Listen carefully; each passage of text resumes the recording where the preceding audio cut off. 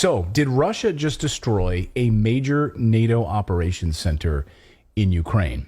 300 people killed, along with dozens of high-ranking NATO officials, Ukrainian officials at the top levels. Was that story kept from you? Was it redacted? You weren't allowed to know about this story. We're going to show you the evidence in a moment, as well as why it's being kept silent from you. It'll all start to make sense. All of these pieces with these leaked Pentagon documents and all of these statements recently from Lloyd Austin and others and European leaders who are flying to China saying, we're not really interested in talking with the United States anymore about this. Can you broker peace, please? All of these pieces seem to be pointing to a similar answer in this, and there's a reason for all of this. But first, some context on this story. So March 2nd, let's rewind the clock a little over a month ago, U.S. and NATO launched a terror attack inside of Russia. I'm not sure if you remember this, using Ukrainian soldiers. Now, remember, I say everything that is carried out in Ukraine is because of NATO and the United States. It's not Ukraine. It's a proxy war. We're directing everything. Everything that happens, we are directing the traffic. They crossed the border into Mother Russia, into the Bryansk region, and they carried out terrorist attacks in a couple of village areas. There's a lot of gunfire. Reports initially were like, wow, there's like 50 Ukrainians. Turns out, no, it wasn't that many. It ended up being a lot less than that. But nevertheless, people were killed. Killing a person, injuring a 10-year-old boy, also firing drones. Drones were dropping incendiary devices on residential homes. So it was a residential attack. It had no military strategic importance whatsoever. The only thing it was designed to do was provoke Russia. Scott Ritter was on the show at the time. He said it was a clear provocation, he told our audience. Clear provocation. These guys were animals. It served no military purpose whatsoever. It was a terrorist attack. Again, against a 10-year-old boy, civilians. That's what this was. The whole goal was to provoke Russia. And then Putin declared it a terrorist attack. Russia declared it a terrorist attack, said, game over, we will respond. And then he made it in a devastating way, a devastating response to this attack. A few days later, on March 8th and 9th, Putin responded, launching for the very first time hypersonic missiles. 6 of them, to be exact. These are the Kinzhal missiles, known as the Daggers. President Biden described them as, quote, a consequent weapon that is almost impossible to stop. Ukraine admits they have nothing that can stop these Russian hypersonic missiles. Nothing. In fact, the United States even test launched their own hypersonic missile a month ago, and it failed off Hawaii. Disaster. So Scott Ritter was on our show that day to talk about this attack and how devastating these Kinzhal attacks were. Watch. The Russians are coming in with very innovative tactics designed to force the Ukrainians to activate their radars so that the radars can be identified and destroyed, force the Ukrainians to fire their specific missiles, especially from high-value resources like the IRIS-T or the NASAMS. Now the Patriot system is in Ukraine, allegedly. And then for the Russians then to target these and to denigrate, to degrade, to neutralize the Ukrainian air defense so that they can impose their will on this space. And last night we saw the Russians begin to impose their will. They struck repeatedly. They struck targets of high value, and they started using in large numbers the Kinzhal missile. Before, the Kinzhal was a one of.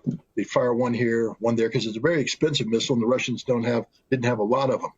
But the Russians have been producing Kinzhals. They're running triple shifts at the facilities to produce these things. And I think we're seeing these missiles starting to come out in quantities so that the Russians can integrate them. And the important thing about the Kinzhal is no matter what NATO and Ukrainians do, you can't shoot it down. The missile cannot be shot down. So it can be used, for instance, to strike any target at once. And now notice there were 81 launches. 6 were Kinzhal. So the Kinzhal is still a small portion of the overall less than 10% of the overall strike force, but the targets it's hit are guaranteed to be destroyed. So it can hit command and control targets. It can hit critical energy infrastructure that might otherwise be protected with air defense resources that would negate, a Caliber attack or a Shahed 136 attack or an Iskander attack. Well, you can't negate the Kinzhal. It hits, it destroys, that's it. It can also start taking out the high-value air defense systems themselves. If you can identify a German Iris-T or an American Patriot system or a NASAM system, take it out with the Kinzhal. Bam, that's worth the expenditure. And I think you're going to see General Surovikin continue to shape this battle, allure the Ukrainians in activating radars to be destroyed, firing systems to be identified, and bringing to bear the hypersonic Kinzhal when needed to eliminate high-value targets. This is the beginning of the air campaign, which is designed to collapse Ukraine as a modern nation state, and in doing so, collapse political support for the Zelensky government. So what we didn't know at the time was what specific targets were struck. And Russia then, here's the payload. You can see it in the graphic here, what this looks like. And then Russia finally admitted to destroying NATO's deep underground command bunker in Kiev a few days after these attacks. They admitted to this. But what was in this command bunker? NATO was quiet about it. The United States has been absolutely silent about this Western bunker near the capital of Ukraine that was totally destroyed. Have you heard about it? Has CNN covered it? Has Fox News covered it? Has any major media outlet covered it? Has the BBC covered it? Where has this story been? Who was killed there? Has Ukraine talked about it? No, but that very day, you can piece the evidence together and see interviews with Zelensky that afternoon where he looks like he was a beaten dog, like he just literally had his stomach punched and was slapped in the head because something big had just happened. And arguably, he was supposed to have been there during that time when this bunker busting bomb unfolded. So what exactly happened? Well, reports started to trickle out from sources that I trust and independent media sources that one of these 6 Kinzhal missiles struck a secret bunker in western Ukraine near the capital. It was devastating. And then again, I said, Zelensky shows up on TV, looks like a beaten down dog because he just lost hundreds of his top leadership members, hundreds of them. Russia struck a bunker that was 400 feet below ground, 400 feet below ground, and destroyed it. According to reports, 300 people, among them dozens of top NATO officials, not from Ukraine, from NATO, were also there and killed at the time. But oddly, this story has been redacted by the mainstream media. No mention of it, totally ignored. Again, I haven't heard anything about it. I haven't seen it printed. I scoured newspapers all day today, tried to find nothing. Who was killed there? What NATO members were killed? No mention of it. And they were killed by these Kinzhal missiles after that terrorist attack was launched in Bryansk. So why are we not getting the answers on this? They can't respond. They can't respond to this. The reason they can't respond to this, you guys can answer this in the chat below if you'd like and give your thoughts on this. The reason they can't respond, in my theory, is because to respond in any kind of meaningful, forceful way is an elevation to World War III, a nuclear response. You cannot stop these missiles. So what response do you have other than to leave, looking for a way out of this war? They are done. This is all signs pointing to NATO is finished as an organization. As Douglas McGregor has said on our show before, this is the beginning of the death spiral now for NATO. Independent journalists. Well, and also go ahead. I was just going to say it then prompts an actual response from the United States. It's like right now, they just want to send money over there. The goal is not to take on Russia. The goal is to do whatever with this digital stuff they're doing in Ukraine. It's a money laundering thing. They don't actually want to go to war with Russia. But if they say that Russia just destroyed something in Ukraine and killed a bunch of people, well, that's going to get even the people thinking, well, then maybe we should attack Russia. Yeah. And it's not actually what they want. Right, exactly. I know it's hard to believe maybe at this point, but there's still a lot of people who are brainwashed into thinking that we just need to throw whatever we have and go after Russia, right? There are plenty of people that watch CNN and MSNBC and are totally brainwashed out there. The fact that we do this show and we have an audience of anti-war people who watch this show who understand that this is absolute insanity, what is taking place right there. There's millions still who are just brainwashed and flip on the news and like, yeah, Putin bad. We should go to war with them. Let's launch a nuclear strike. To know that Vladimir Putin literally just took out some of the top commanders in NATO and other top, almost the entire top brass inside of Ukraine in this attack, they're going to go after them, launch whatever you've got. And U.S. members of Congress, who, of course, even before this wanted to launch nuclear strikes against Putin, would be emboldened to want to do this too. So you're absolutely right about that. I think that's exactly the reason why this has been totally kept out of the New York Times. Why has the New York Times not mentioned a word of this? They're being told not to. It's the only reason. They're being told not to talk about it, not to publicize this, not to tell you about what just happened.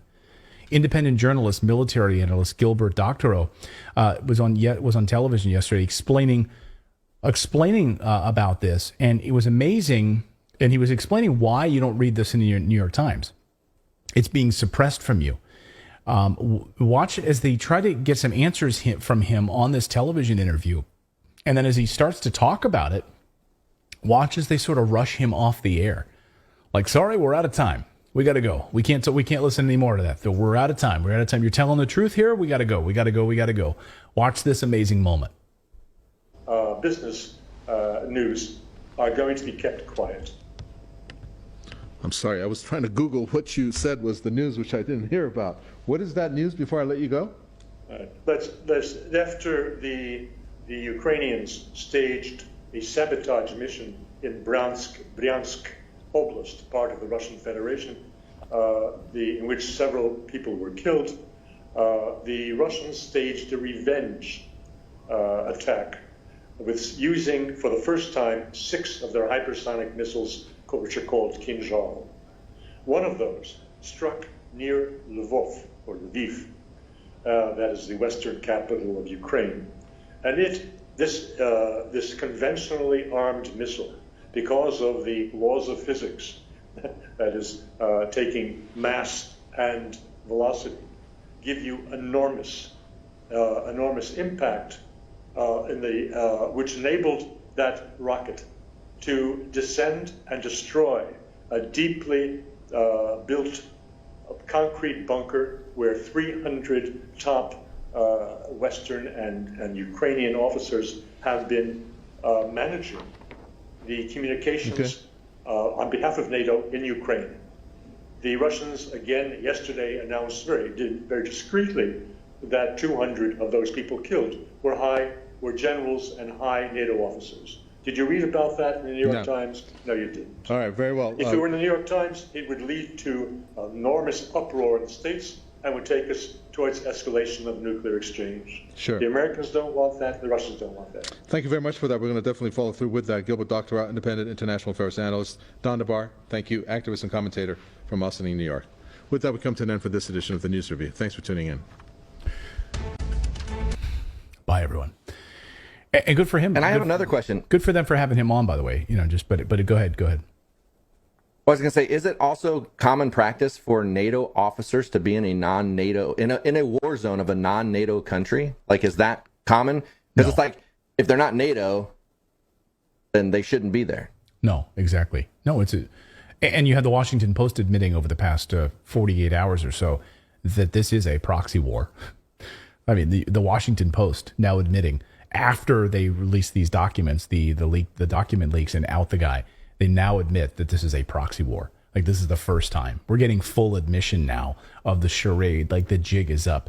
Jimmy in our chat says, Jimmy Butler says, funny and strange that you would say that you looked for some information on an attack, but nowhere you found anything about it, then you tell us about it. No, I have sources on this. And I'm saying, what I was saying is, looking in the mainstream media to find any coverage of this where any of that, you can't find it.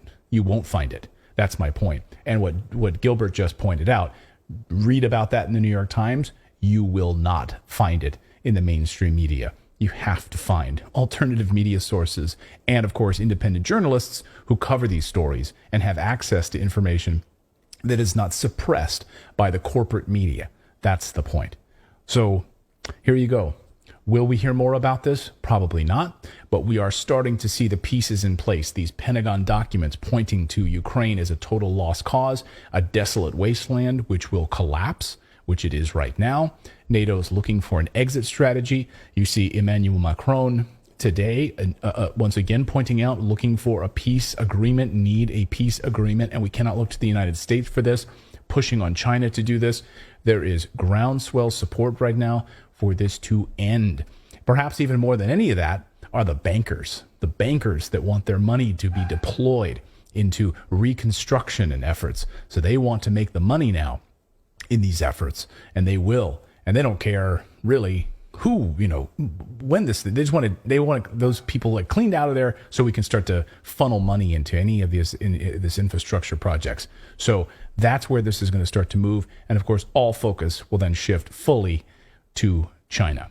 That is an amazing piece of this story that I wanted to bring to you tonight that you're just not going to hear about in the mainstream media or frankly anywhere else. Thank you so much for watching this segment here at Redacted. We are live every day at 4 p.m. Eastern Time, trying to share the stories that the mainstream media will not cover. You should also come over and join our community of Redacted Rebels over at redacted.inc. That's our private locals community where we can share exclusive content that we simply cannot share here on YouTube. Come over and join the rebellion together right now by going to redacted.inc. We'll see you next time.